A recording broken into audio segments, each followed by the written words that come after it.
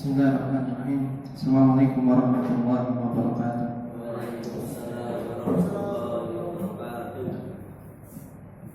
Alhamdulillah hamdan katsiran thayyiban mubarakan fihi mubarakan alaihi kama yuhibbu rabbuna wa yarda. Asyhadu an la ilaha illallah wahdahu la syarika lah wa asyhadu anna Muhammadan abduhu wa rasuluh. Shalawatullahi wa salamuhu ala abdihi wa rasulihi Muhammad wa ala alihi wa sahbihi ajma'in. Amma ba'du. Asatidzah rahimani wa rahimakumullah. Kita lanjutkan membaca Asaf min kitab Fiqhil Muyassar. Kita masih di bab sunnah-sunnah fitrah di bagian bersiwak.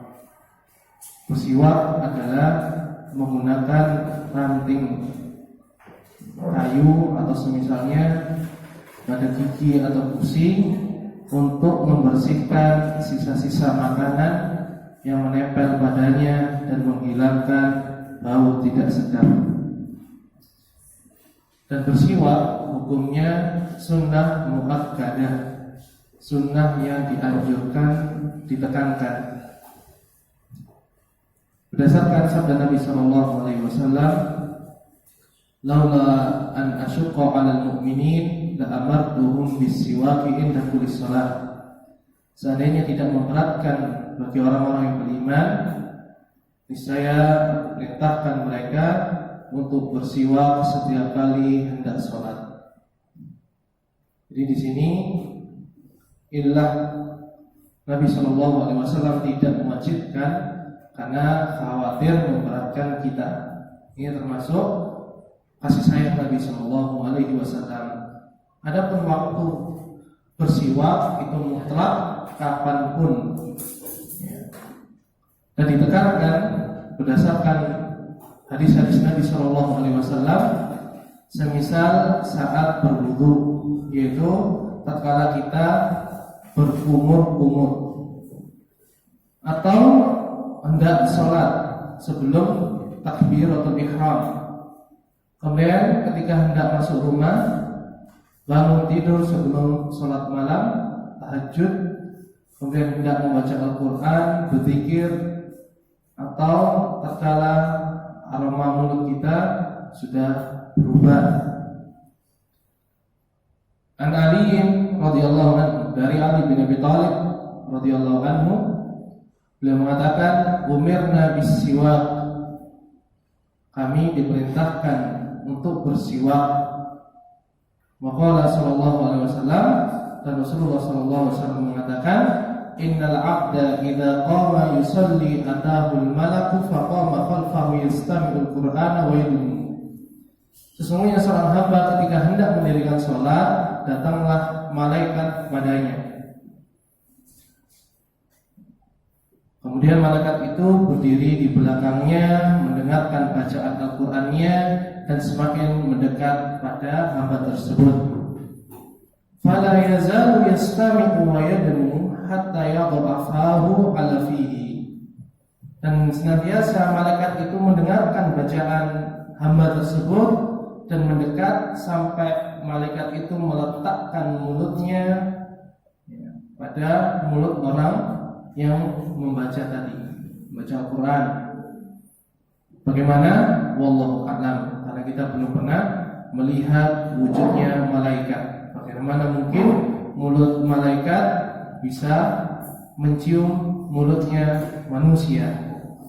Dan ini kita wajib mengimani dan mengembalikan kaifiahnya kepada Allah Subhanahu wa taala.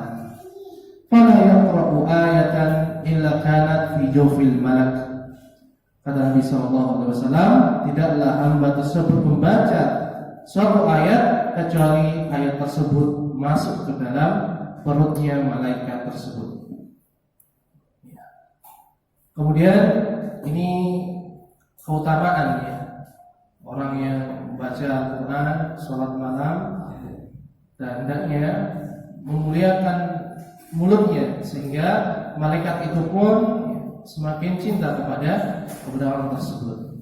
Kemudian dari Ummul Mukminin Aisyah radhiyallahu anha dari Nabi sallallahu alaihi wasallam, "As-siwaku madharatun lil fam, mardatun lirrabb."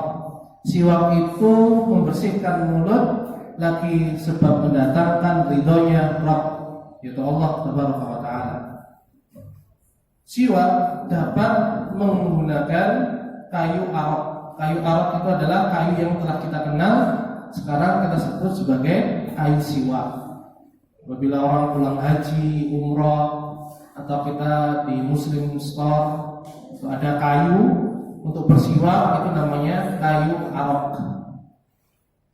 Dan juga bisa berupa sikat gigi, kemudian kain, bahkan dengan jari tangan kita, sebagaimana riwayat Ali bin Abi Thalib radhiyallahu anhu.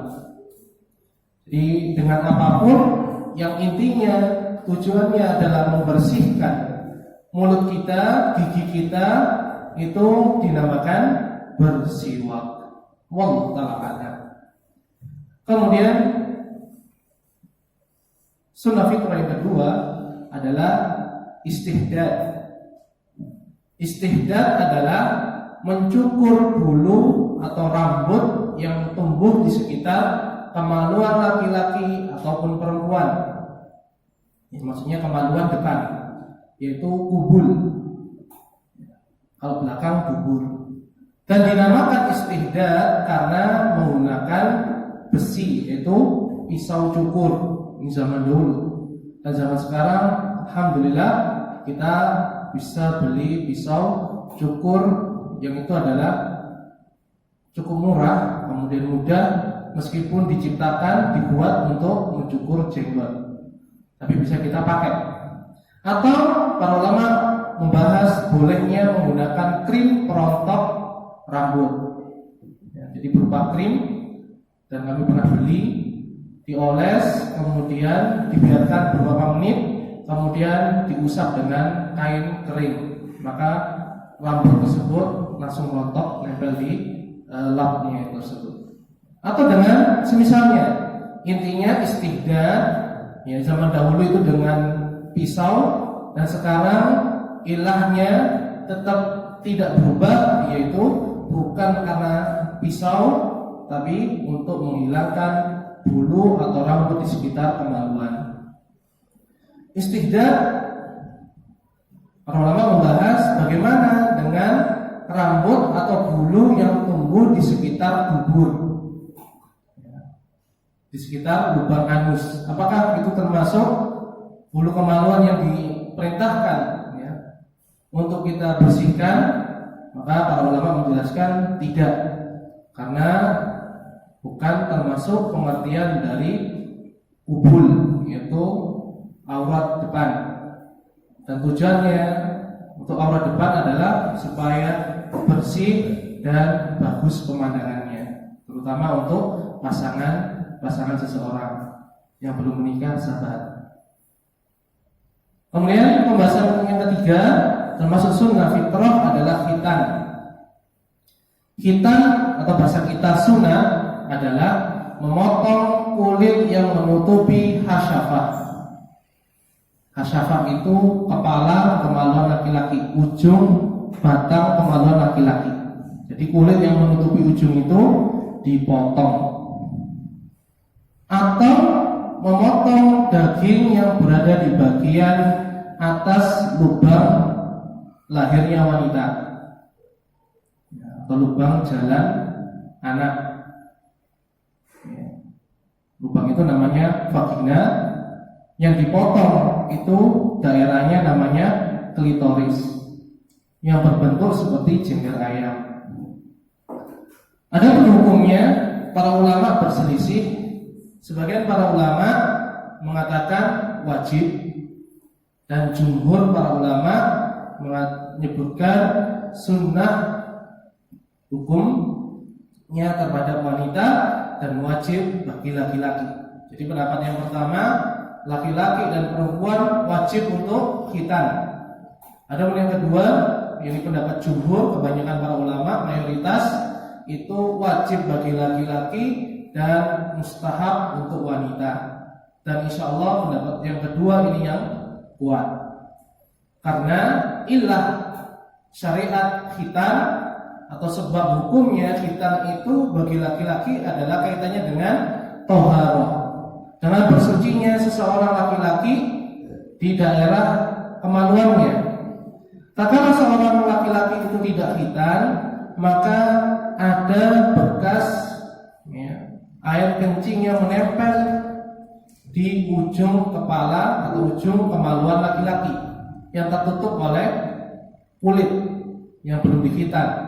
Atau tatkala seorang laki-laki datang syahwatnya hingga dia mengeluarkan air madhi, dan kita akan bahas nanti di benda-benda najis. Air madhi ini adalah air yang keluar dari kemaluan laki-laki ataupun perempuan karena dorongan syahwat yang tidak dia rasakan, kemudian bentuknya bening, kental, tidak berbau dan sifatnya najis. Ini kaitannya dengan laki-laki, sehingga seorang laki-laki ketika memotong kulit yang menutupi ujung kemaluannya menjadikan tatkala bersuci bisa bersih secara total, secara sempurna. Adapun wanita tidak memiliki itu. Wanita hanya bagian klitoris yang itu tidak ada kaitannya dengan hal-hal yang keluar darinya, karena dia bukan saluran. Ya, klitoris itu daging yang muncul, ya, bertemunya kulit, sehingga para ulama dari istidlal ini menyebutkan khitan bagi wanita tidak wajib karena tidak ada kaitannya sebagaimana laki-laki. Namun mereka rahimahumullah menyebutkan hikmah khitannya wanita adalah untuk mengurangi kuatnya syahwat. Wallahu a'lam. Dan kami pernah mendapat pengalaman ini dari orang tua kami berpesan kepada kami, nanti kalau punya anak perempuan itu dikhitan, disunat. Karena lihat wanita-wanita sekarang itu ya kayak kegatelan, maksudnya suka goda laki-laki. Kayaknya itu belum sunat. Ya, ini belum sunat. Ini pesannya orang tua kami, kemudian kakek nenek kami, orang-orang sepuh.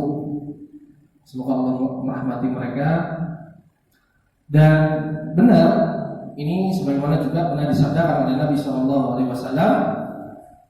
Dan kita akan bahas di sini dalil tentang hukum khitan ini adalah sabda Nabi SAW kepada seorang yang masuk Islam, yaitu alqi anka sya'ral kufri waqtatim, hilangkan rambut kekafiran yang ada padamu dan berkhitanlah, bersunatlah.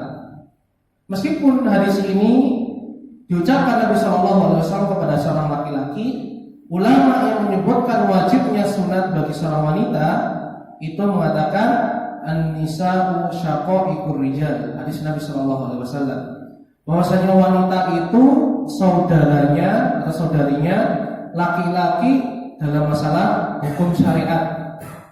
Maka setiap syariat yang Allah turunkan kepada laki-laki, hukum asalnya syariat pula untuk kaum wanita, sampai datang dalil yang mengkhususkan bagi wanita atau bagi laki-laki saja. Sehingga di sini juga diterapkan kepada wanita. Kemudian hadis yang kedua dari Ummul Mukminin Aisyah radhiyallahu anha, "Idza taqal khitanani faqad wajaba al-ghusl." Apabila bertemu dua khitan maka wajib mandi. Maka di sini Aisyah meriwayatkan dari Nabi SAW, beliau menggunakan kata khitanani, dua khitan. Kalau dipahami dua khitan itu kemaluannya laki-laki, maka hadis ini fatal pemahamannya, yaitu kemaluan laki-laki bertemu dengan kemaluan laki-laki, jadi homoseksual, maka wajib bagi yang mandi. Ini fatal. Dari mana pemahaman ini? Ya dari syaitan. Karena Aisyah menceritakan ini tentang dirinya dan Rasulullah SAW. Buktinya adalah kelanjutan hadis ini. Fa'altuhu ana wa Rasulullah SAW faqtasalna. Aku pun melakukan, yaitu ketemu khitanku dan khitannya Rasulullah SAW. Lantas kami pun mandi bersama. Jadi di sini Aisyah membawakan riwayat dari Nabi Shallallahu Alaihi Wasallam, kemaluannya wanita itu juga disebut khitan. Dan dalam hadis Sahih Bukhari dan Sahih Muslim tentang kisah Heraklius bertanya tentang Islam dan Nabi Muhammad Shallallahu Alaihi Wasallam kepada Abu Sufyan, bahwasanya orang-orang Arab itu mereka selain orang Yahudi itu bersunat laki-lakinya dan perempuannya. Maka di sini maka adatnya orang Arab dulu memang sudah berkhitan, dan adat ini dimulai dari zamannya Nabiullah Ibrahim alaihissalam. Sedangkan Allah mengatakan wattabi millata abikum Ibrahim, dan ikutilah agamanya bapak kalian yaitu Ibrahim alaihissalam. Jadi di sini para ulama yang mengatakan wajib mengatakan di sini Aisyah menyebutkan ada dua khitan, yaitu khitannya istri dan khitannya suami. Adapun yang para ulama yang mengatakan sunnah ya atau mustahab, di sini bukan menunjukkan wajib, sekedar ikhbar bahwasanya wanita Arab itu memang kebiasaannya disunat, tidak ada kaitannya apakah wajib sunat di antara mereka. Dan Nabi menguatkan dari hadis Ummu Atiyah Al-Ansariyah radhiyallahu anha, anna ra'atan kanat tahtakimu bil Madinati faqala laha Nabi sallallahu alaihi wasallam, bahwasanya ada seorang wanita yang akan dihitan di kota Madinah.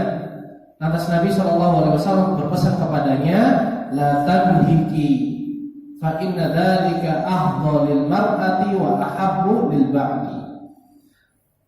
Janganlah berlebihan dalam memotongnya, yaitu memotong klitorisnya wanita, karena hal tersebut ya lebih nikmat bagi wanita dalam persetubuhannya, dan itulah hak laki-laki yaitu suami dan istri, tidak hanya laki-laki saja, dan lebih disukai oleh sang suami, lebih disukai oleh sang suami. Sini dalil yang lebih tegas tentang hanya sekedar mustahab. Kemudian para ulama membahas bagaimana kalau wanita itu dulunya kufar, belum khitan, kemudian dia pengen khitan. Maka para ulama memperinci, apabila wanita itu masuk Islam belum balik, maka hukumnya tetap mustahab, ya, tetap mustahab dikhitan. Adapun wanita itu sudah balik, ya, sudah haid, maka apabila dikhitan, maka yang mengkhitan adalah wanita, dan ini tetap hukumnya mustahab, pendapat yang kuat. Dan apabila tidak ada, maka cukup untuk tidak dikhitan. Karena apa? Karena urusan auratnya wanita itu urusan yang sangat penting di kalangan kaum muslimin. Jangan sampai wanita kita, anak kita atau istri kita auratnya dilihat oleh selain kita atau bidan yang membantu kelahiran anak-anak kita. Wallahu a'lam. Kemudian khitan disunahkan dilakukan di hari ke-7 kelahiran anak. Ini apabila kaitannya dengan hak anak. Adapun orang yang baru masuk Islam, maka sebagaimana dalam hadis tadi, dari hadis orang yang baru masuk Islam, yaitu hadis Usaim bin Kulayb dari kakeknya, yaitu Rasulullah berpesan kepada orang yang baru masuk Islam untuk mencukur rambutnya, rambut kepala, untuk sebagai bentuk berlepas diri dari kekafirannya dan bersunat. Adapun yang bayi, hadisnya adalah hadis Jabir bin Abdullah Al-Ansari radhiyallahu anhu. Meskipun hadis ini diperselisihkan oleh para ulama, ada yang menyebutkan hukumnya hadis ini hasan atau sahih, dan ada yang melemahkan, dan ini banyak para ulama yang melemahkan. Yaitu anna Rasulullah sallallahu alaihi wasallam aqqa 'anil Hasan wal Husain. Bahwasanya Rasulullah sallallahu alaihi wasallam mengakikahi Al-Hasan dan Al-Husain. Itu kedua cucu beliau dari Ali bin Abi Thalib dan Fatimah radhiyallahu anhuma. Wa qatalahuma li sab'ati ayyamin. Dan beliau menyunat keduanya, yaitu Al-Hasan dan Husain, di hari ke-7 setelah kelahiran keduanya. Sekali lagi hadis ini diperselisihkan, tapi banyak para ulama, meskipun hadis ini dhaif, tapi masyhur di kalangan kaum muslimin dan para ulama, disunahkan hari ke-7 kelahiran untuk dikhitan. Wallahu ta'ala. Kemudian asatidzah rahimani wa rahmatullah, ini hukum khitan. Kita masuk ke selanjutnya, sunnah fitrah memangkas kumis, yaitu memangkas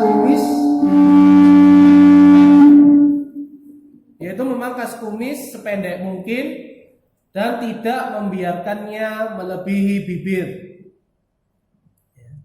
Dan ini termasuk syiar Islam dan sebagai bentuk penyelisihan terhadap orang-orang kufar.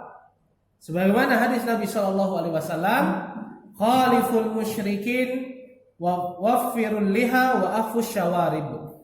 Selisihilah orang-orang musyrik dengan biarkanlah jenggot dan pangkaslah kumis.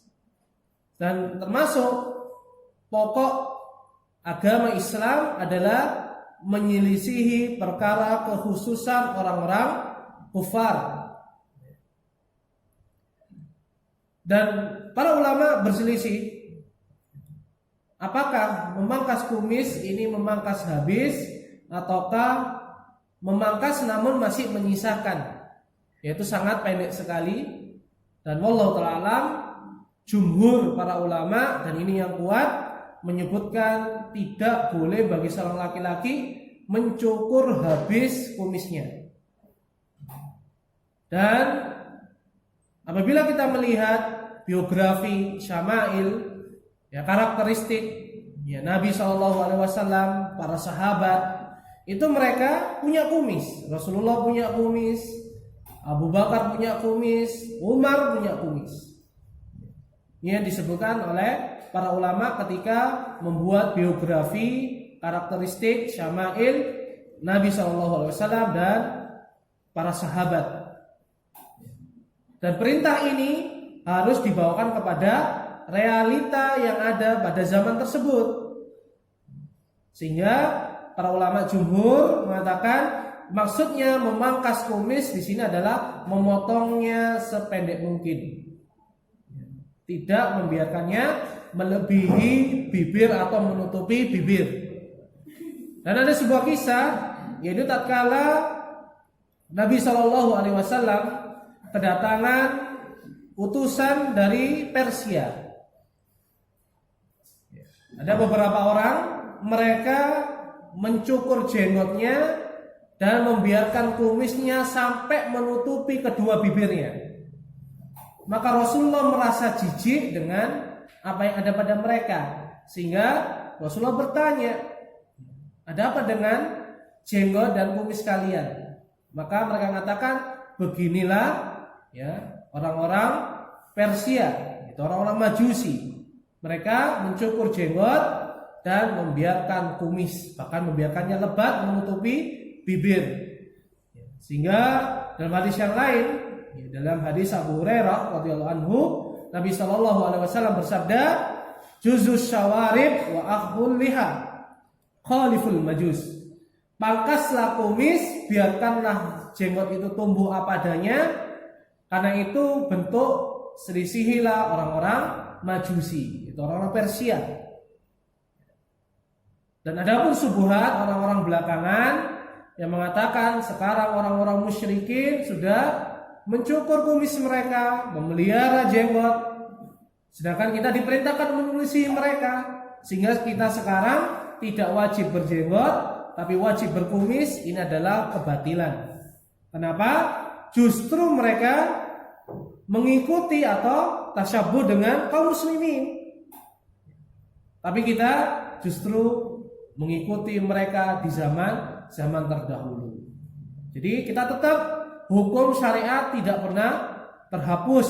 Apa yang Allah wajibkan, maka tatkala Rasulullah wafat, hukumnya tetap wajib. Yang sunnah tetaplah sunnah, tidak berubah dengan perkembangan zaman, bergantinya generasi. Kemudian kaitannya dengan ini juga kaitannya memelihara jenggot, yaitu membiarkan jenggot yang tumbuh di kaum laki-laki. Adapun kumis, jenggot yang tumbuh di wanita, wajib para ulama sepakat untuk menghilangkannya, karena itu akan memperburuk kecantikan, keelokan wanita. Karena ada sebagian wanita tumbuh kumisnya, panjang kumisnya. Kemudian juga ada yang tumbuh jenggot, dan ini adalah kelainan genetika atau hormon. Yaitu jenggot adalah rambut yang tumbuh di sekitar wajah laki-laki, pipinya, dagunya, hingga di bawah tulang rahang, rahang bawah ini.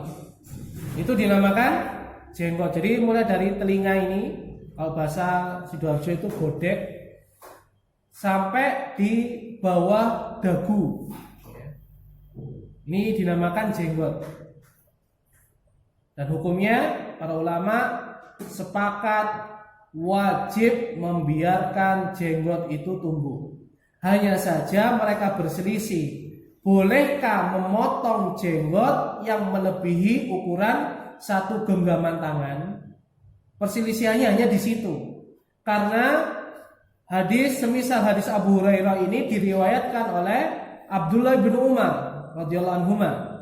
Sedangkan Abdullah bin Umar tatkala umroh atau haji, tatkala beliau tahallul, beliau menggenggam jenggotnya dan memotong jenggot yang melebihi genggaman tangannya, bukan mencukur semuanya. Ini sehingga terjadi perselisihan. Sebagian ulama mengatakan maka disunahkan memotong jenggot tatkala tahallul saja, karena yang dilakukan oleh Abdullah bin Umar hanya di saat tahallul. Hanya mengatakan mutlak, pokoknya melebihi ukuran genggaman tangan dipotong. Ada yang mengatakan, dan ini pendapat yang kuat, membiarkannya apa adanya. Panjang ya sudah, panjang itu yang Allah berikan. Ini termasuk sunnah-sunnah fitrah bagi laki-laki, tidak untuk perempuan. Adapun bersiwak tadi untuk laki-laki dan perempuan. Kemudian mencukur bulu kemaluan, ini untuk laki-laki dan perempuan. Kemudian khitan untuk laki-laki dan perempuan. Wallahu ta'ala alam. Ini yang dapat kami sampaikan, kurang lebihnya kami mohon maaf. Mungkin ada hal yang masih belum paham atau belum difahami dengan baik, atau masih ada iskal, kami persilakan untuk bertanya. Sudah ditunggu ya. Nah, mudah-mudahan Allah berikan manfaat dari apa yang kita pelajari dan berikan taufik kepada kita untuk kita beribadah kepada Allah dengan apa yang Allah inginkan, apa yang Allah ridhoi dan Allah cintai, dan mengokohkan kita di dalam melaksanakan syariat ini di kalangan diri kita sendiri. Wallahu ta'ala alam. Kita tutup dan kita pindah ke majelis selanjutnya tentang PPDB. Wassallallahu wasallam ala nabiyina Muhammad walhamdulillahirabbil alamin. Subhanakallahumma bihamdika asyhadu an la ilaha illa anta astaghfiruka wa atubu ilaik. Assalamualaikum warahmatullahi wabarakatuh.